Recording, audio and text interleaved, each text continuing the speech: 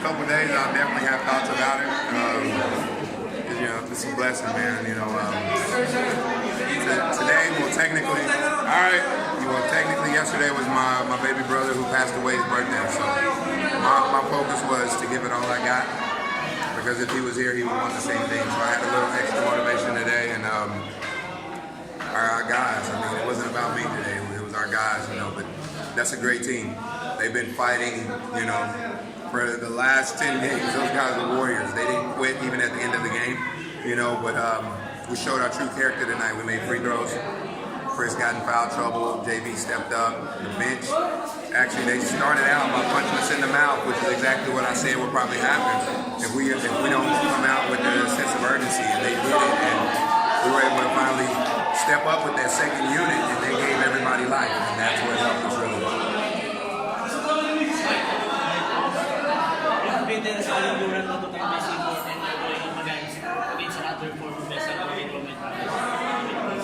Being the top best important in I mean, in order to be the best, you got to beat the best. So, I mean, those guys, they live up to exactly all the accolades that they have. I mean, Durham was a warrior this entire time. In the fourth quarter, I saw a couple moments where I had an opportunity to kind of take advantage, because I saw he was a little bit winded, and that kind of woke me up as well. So and then I was able to get a couple free throws, and that kind of helped me, help give the team a little bit of a spark in that fourth quarter. But I mean, we didn't expect anything less coming into this playoffs. I mean, San Miguel started playing well at the end, and they destroyed San Miguel the last regular season game.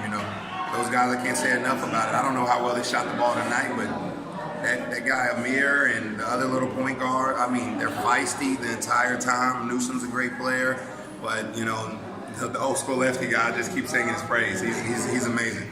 So I mean, they're a great team, and we knew it was going to be a dogfight each game, and it really came down to free throws. I think we missed 3 tonight. I missed 2 the last game. I was the only person that missed. The game before that, we missed 1. And if you miss 2, 3, 4 more free throws, we're talking about a tie game or overtime, or maybe they win. So, it just, and the San Miguel one, and a few games before that, the NLEX game, we missed a lot of free throws. And so we've been kind of making that a focal point in practice, especially running and shooting free throws when we were tired, and it really carried over, which was huge. Alan created the plan for the great matchup, and thoughts that it's finally over.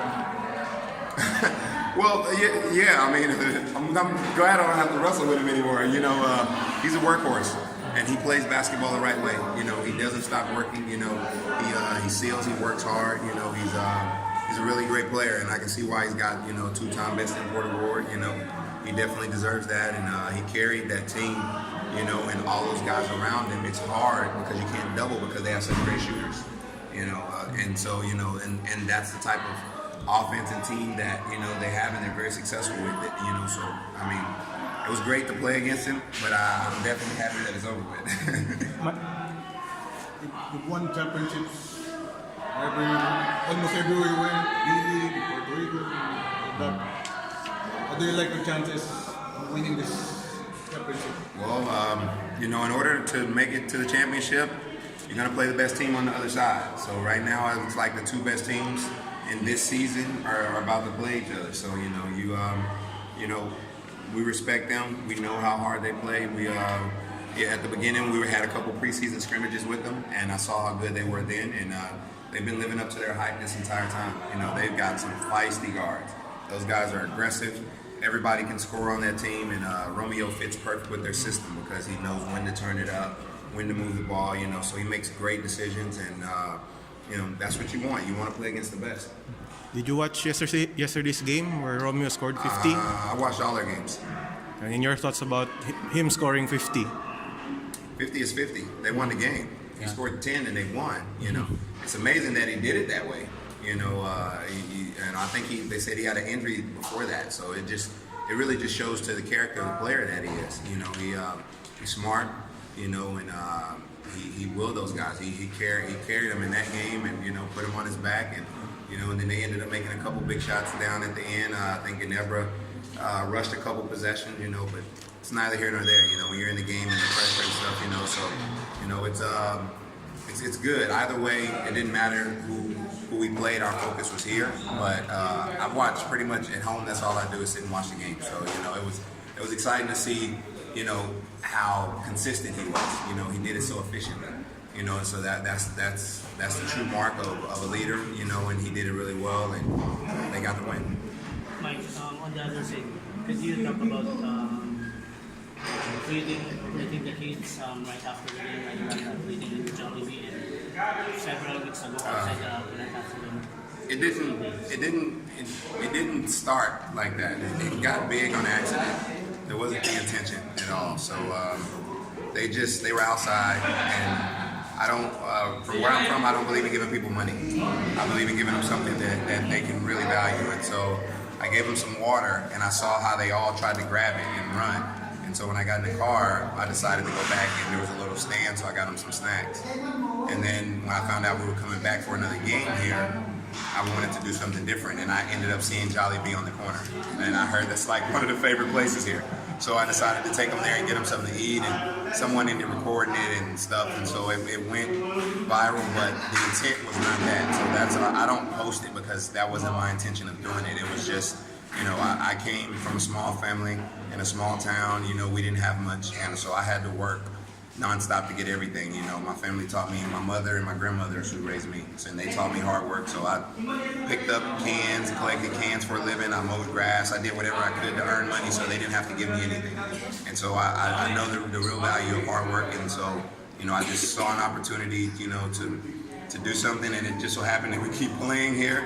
So, so luckily we keep winning. So it's kind of the bonus money helping out. So, but yeah, I mean,